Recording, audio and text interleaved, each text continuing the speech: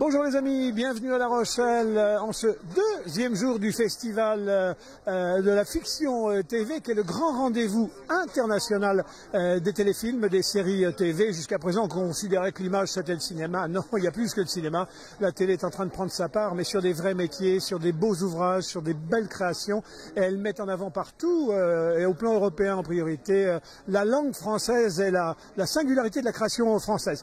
On vous avait annoncé des rencontres avec un tas de gens dont la télé est le métier. Je suis content d'être aux côtés d'Anna Fregonese. Anna, bonjour. Bonjour. Anna Fregonese. Et on dit, oh là là, elle a dû jouer peut-être dans des séries italiennes. Vous êtes d'origine italienne?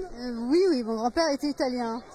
Alors, vous êtes avec nous parce que vous avez une particularité, vous êtes scénariste. Aujourd'hui, on dit que c'est plein de métiers, le cinéma, la télévision, et le métier de scénariste est en train d'apparaître, d'aucuns disent, comme un métier rare, eu égard l'appétit qu'ont les télés du monde à prendre, à acheter de la série, à acheter du téléfilm, il faut produire derrière, et on manquerait de scénaristes, vous allez nous le dire.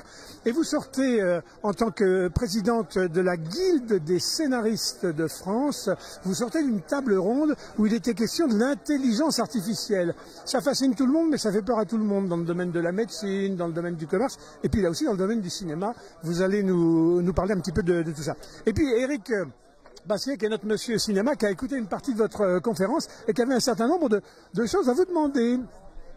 Oui, Denis, bonjour à tous. Bah oui, c'est vrai que cette conférence était très intéressante. Ça n'a duré qu'1 heure et je pense qu'on aurait encore pu dire beaucoup de choses. Et c'est vrai que la première question, en fait, elle est par rapport, parce qu'on a assisté à la conférence de presse de Stéphane Strano, et je reviens sur ce que disait Denis, c'est par rapport à cette peur qu'on a par rapport à l'intelligence artificielle, surtout celle qu'on appelle l'intelligence artificielle générative, qui écrit à la place des auteurs et des scénaristes, et de savoir un peu si c'est une peur qui est vraiment justifiée. Alors oui, c'est une peur qui est justifiée dans la mesure où nous entrons dans une ère nouvelle. À chaque grande évolution technologique, que ce soit l'arrivée de la télévision, que ce soit l'arrivée du DVD, il y a eu des peurs similaires. Mais là, on rentre vraiment dans un autre paradigme, une autre façon sans doute de travailler en tant que scénariste, en tant que réalisateur, que producteur. Donc la peur est légitime parce qu'on va quand même dans une forme d'inconnu. Pour l'instant, on ne travaille pas avec l'intelligence artificielle. Je n'ai pas encore travaillé avec l'intelligence artificielle, mais ça ne saurait tarder. Et on ne sait pas, en gros, à quelle sauce on va être mangé. Là récemment, on a vu, enfin depuis plusieurs semaines, il y a un grand mouvement de grève aux États-Unis. Donc on sent qu'il y a déjà eu beaucoup d'utilisation de cet outil-là là-bas, et qui a provoqué quand même ce mouvement de grève. Et on a vu au Festival de Deauville des absences notables d'acteurs ou d'actrices américaines qui étaient solidaires de ce mouvement. En France, est-ce que l'outil est déjà beaucoup utilisé ou pas? Est-ce on le sait ou pas?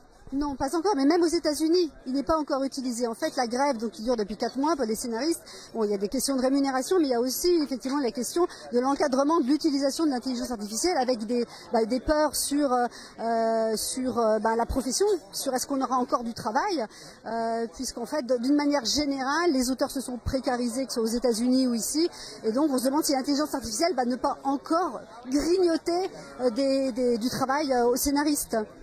Alors tout à l'heure, effectivement, il y avait une réponse dans cette conférence de presse de Stéphane Strano qui parlait peut-être d'un projet de création ici d'école de scénaristes ici à La Rochelle, où vous habitez d'ailleurs. Et c'est vrai que c'est une sorte de situation paradoxale. C'est qu'on parle de ce côté de l'intelligence artificielle qui risque peut-être d'être préjudiciable au métier, pas forcément de façon complète. Et on continue à vouloir former des scénaristes. Est-ce qu'il y a un match ou pas, ou ça peut se compléter les deux en fait? Non, mais il y aura toujours besoin de l'être humain. L'intelligence artificielle ne peut pas écrire un scénario à partir de rien du tout. Donc il y aura de toute façon à la base un être humain, un scénariste qui va donner, il a une idée de série, il va travailler avec cette intelligence en disant bah tiens, et si je faisais une série sur ça, avec tels ingrédients, avec tel personnage, et voir ce que l'intelligence artificielle peut proposer comme piste. Ça va être un peu un sparring partner. Donc il y aura toujours un être humain, même quand l'intelligence artificielle va écrire une première version de scénario, ce ne sera pas bon du premier coup, ce ne sera pas exploitable forcément du premier coup, et il y aura besoin de retravailler. Donc la machine ne va pas remplacer le scénariste. Donc il est normal qu'on continue. Oui, il y aura toujours besoin de scénaristes, et effectivement avec les plateformes, l'avènement des plateformes, il y a besoin d'auteurs pour créer, bon, je vais dire un mot qui n'est pas très joli, du contenu, voilà, mais de belles séries, de beaux films. Oui, et cette école donc de création, bah, elle est née d'une belle envie, c'est-à-dire c'est-à-dire de la conjonction entre la formation que j'ai faite en fait au Conservatoire européen d'écriture audiovisuelle et la conjonction avec le Festival de La Rochelle, qui ça fait plus de 25 ans, hein, voilà, qu'il a lieu ici, et donc une espèce de synergie entre voilà, une école qui est reconnue comme une école de scénaristes qui y travaille aujourd'hui, et un festival extrêmement reconnu également dans le métier et particulièrement apprécié, parce que c'est notre rentrée. En général, nous scénaristes, bon voilà, on a beaucoup travaillé l'été en général, mais on a aussi un peu parti en vacances, et là tout le monde se retrouve pour des projections, pour des tables rondes, et c'est un festival qu'on aime énormément, et que aussi pour la proximité avec le public, parce que ce qui est génial ici, c'est qu'en fait vous avez le public qui vient voir en avant-première voilà, des programmes qu'il n'a pas encore vus, et on peut, il y a cette espèce de dialogue qu'on n'a pas forcément dans d'autres festivals. J'ai fait d'autres festivals, et en fait là il y a vraiment une très grande proximité, et c'est très, comme dans la salle si vous voulez, il y a un public qui réagit quand vous avez un programme. C'est génial parce que vous avez la réaction directe, et c'est extrêmement émouvant aussi, voilà.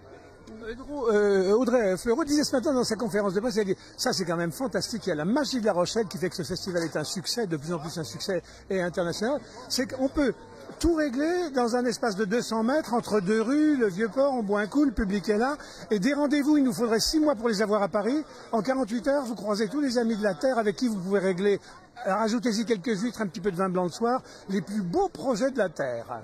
Mais oui, parce qu'ici, en fait, tout le monde se retrouve, producteurs, acteurs, diffuseurs, donc toutes les chaînes de télévision, les plateformes, nous sommes tous là. Effectivement, moi, j'ai eu des projets qui sont nés au Festival de La Rochelle.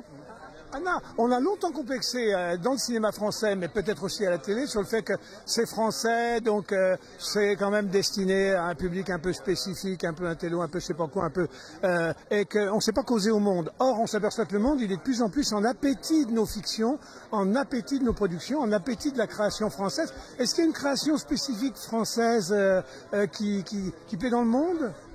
Alors, vous parlez au niveau du cinéma ou de la télévision? Les deux. Au cinéma, on a un cinéma d'auteur qui est extrêmement vivace. Donc effectivement, avec un système qui permet à une pluralité de voix. Voilà, on a quelques blockbusters, mais ce n'est pas notre culture. Nous, notre culture, c'est effectivement, on vient du cinéma d'auteur avec voilà, des univers particuliers, des histoires, mais ça ne veut pas dire que, parce qu'on a un cinéma d'auteur français, que ce n'est pas, comment dire, exportable, que ça ne va pas toucher un public international. Il y a des films qui ont fait de belles carrières à l'international, des séries qui sont vendues à l'international, des séries comme Engrenage, Sous le soleil, enfin bon, et qui font un carton, qui font des cartons. Il y a Lupin, qui est une série quand même, alors bon, c'est une coproduction, hein, c'est Netflix, mais bon, mais qui sont des succès internationaux. Donc, disons qu'on a chaque pays a un peu sa petite voix, sa spécificité. Vous regardez des séries espagnoles, des séries italiennes. Il y a une petite, parce qu'aussi nous avons des problématiques sociales, etc., qui sont aussi parfois différentes. Donc on écrit sur ce qu'on vit, sur ce qu'on a envie de défendre. Donc dans tous les pays, on n'a pas forcément envie d'écrire les mêmes histoires, même si des choses se rejoignent, bien évidemment. Mais donc il y a cette petite musique, mais en même temps, nous sommes avec la plateforme, nous sommes abreuvés, mais alors je veux dire dans un bon sens aussi, on peut voir ça comme nous sommes envahis, mais en même temps 2 séries internationales, et en fait il y a comme un dialogue. Là, il y a très longtemps, j'étais en fait à Los Angeles pour une espèce de stage, et il y avait quelqu'un d'un studio qui nous disait, maintenant quand on écrit une série, on n'est pas en compétition avec les séries qui existent autour, on est en compétition quelque part avec tout ce qui a existé avant nous, et en fait c'est un dialogue entre eux.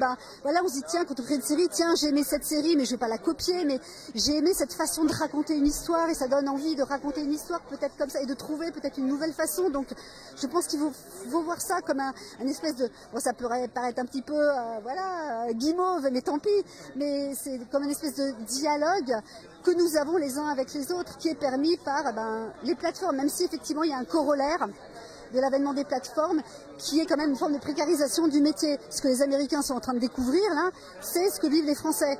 C'est-à-dire que quand ils arrivaient, ils travaillaient sur une série américaine, ils avaient un an de travail devant eux, parce qu'ils avaient souvent, les séries font 20, 30 et 25 épisodes. Et là, maintenant que les plateformes, les séries font 6, 10 épisodes, il y a moins de travail, il y a des inquiétudes, mais nous, c'est ce qu'on vit. Nous, nos séries, elles sont jamais très très longues, à part des quotidiennes, hein, qui sont effectivement des séries à flux tendu. Hein. Mais voilà, ils découvrent un peu notre système. Donc, voilà, donc je ne veux pas dire que le panorama est idyllique et qu'il n'y a pas parce qu'il y a effectivement des sujets d'attention. Et nous, moi, en tant que présidente de la Guilde française des scénaristes, évidemment, on a signé des accords historiques avec des syndicats de producteurs d'animation et de fiction. Ce sont les premiers accords signés depuis jamais. Hein. Voilà, il n'y avait pas d'accord parce que l'agrément de base, de minimaux, en fait, voilà. Donc on a signé. Donc voilà, c'est-à-dire qu'il y a le combat continu quand même aussi pour avoir des rémunérations, pour pouvoir continuer à travailler et à être rémunéré décemment pour le travail, puisque nous sommes au début de la chaîne. C'est parce qu'un scénariste a une idée de film ou de série qu'ensuite il y a toute la chaîne qui se met en branle. Donc, mais on peut l'oublier, il faut qu'on le rappelle assez régulièrement. Voilà. Et merci Anna. Et juste un peu en conclusion de cette rencontre, vous habitez à La Rochelle depuis plus de 10 ans en fait, vous êtes rochelaise d'adoption, on va dire ça. Comme vous êtes scénariste, que vous écrivez aussi, et vous, de quelle façon vous voyez va s'écrire votre histoire avec La Rochelle? Comment elle s'est écrite et comment elle va s'écrire encore avec La Rochelle? Bah, écoutez, alors c'est un projet familial hein, quand nous sommes venus à La Rochelle, voilà, avec un enfant en bas âge, et en fait très vite, mon ex-conjoint en fait est également scénariste, et en fait très vite on a eu envie d'écrire, on a été totalement imprégnés parce que vous savez quand vous écrivez, vous ne mettez pas de 8h du matin à 17h le soir en faisant comme ça, hein. C'est-à-dire qu'il y a un travail d'élaboration, de réflexion très important, et souvent on allait se promener le long, voilà, on allait à la plage, on allait se promener même en plein hiver pour s'aérer un peu la tête. Non, mais c'est en fait pour juste. Et puis c'est là qu'on a des idées. On s'est dit, ah bah tiens, si on écrivait une série qui se passe au port de commerce de La Rochelle, enfin voilà. Donc, forcément, donc, bon, déjà c'est une idée formidable pour s'aérer la tête quand on est scénariste et qu'on travaille vissé sur notre siège pendant de longues heures. Et en plus, c'est une source d'inspiration. Là, je travaille sur un projet justement d'une nouvelle série qui se passerait sur un bateau de croisière. Enfin voilà. Donc oui, et d'ailleurs, j'ai des amis qui travaillent au port de commerce. J'ai demandé une consultation en quelque sorte. Et donc voilà, c'est une belle histoire. Après, moi, je suis aussi parisienne. J'aime Paris, mais j'aime les deux. J'ai un peu besoin des deux. Voilà. Merci Anna. Bon, écoutez les amis, on va se séparer là-dessus. Juste, je veux savoir, on écrit pour les Chinois comme on écrit pour les Indiens, comme on écrit pour les Sud-Américains, quand on écrit des histoires dont on voudrait qu'elles fassent le tour du monde de toutes les télés du monde. Alors, on se dit jamais, je voudrais faire une histoire qui fasse le tour de la télé. Bon, après, si c'est un succès monumental, tant mieux. Non, mais déjà, on essaie d'écrire une histoire qui touche déjà le public. Moi, la dernière série que j'ai faite, c'est Les Randonneuses. J'ai co-créé la série avec Frédéric Berger et Sylvie Hautecoeur. J'ai dirigé l'écriture. Alors, c'est une série, je ne sais pas quelle carrière elle va avoir à l'international. À la limite, peu importe, parce qu'on a eu des retours absolument magnifiques. Bon, déjà, elle a bien marché, ça fait plaisir. Et en plus, on a eu de très beaux retours de spectateurs. Et ça, c'est pour ça qu'on écrit. Et si ensuite c'est vu dans le monde entier, c'est la cerise sur le gâteau. Voilà, elle s'appelle Anna Frégonèse, elle est scénariste, elle est présidente de la Guilde française des scénaristes, et une femme qui se bat. Elles sont nombreuses à être montées dans le domaine de la télé et du cinéma de plus en plus. On entendait ce matin, Jodrey qui rappelait quand même un téléspectateur sur deux était une téléspectatrice. Il était normal qu'elles remontent dans les étages partout, qu'elles amènent leur sensibilité et leur vision du monde. Merci Anna. Merci à vous. Bon, merci. Notre rencontre demain, je crois qu'on sera avec un directeur littéraire. Pareil, Purju La Rochelle, il avait 7-8 ans, il était à l'école primaire ici et il redevient maintenant, il écrit pour Camping Paradis, il est directeur littéraire de toute cette série. Il nous racontera ce qu'a été son chemin de l'âge de 7 ans ici à l'âge de 35 ans maintenant où il a ses bureaux sur Paris. Rencontre demain. À bientôt les amis. À bientôt. Au revoir. À bientôt. Au revoir. À bientôt depuis La Rochelle. Oh, quel bonheur cette ville, quel bonheur.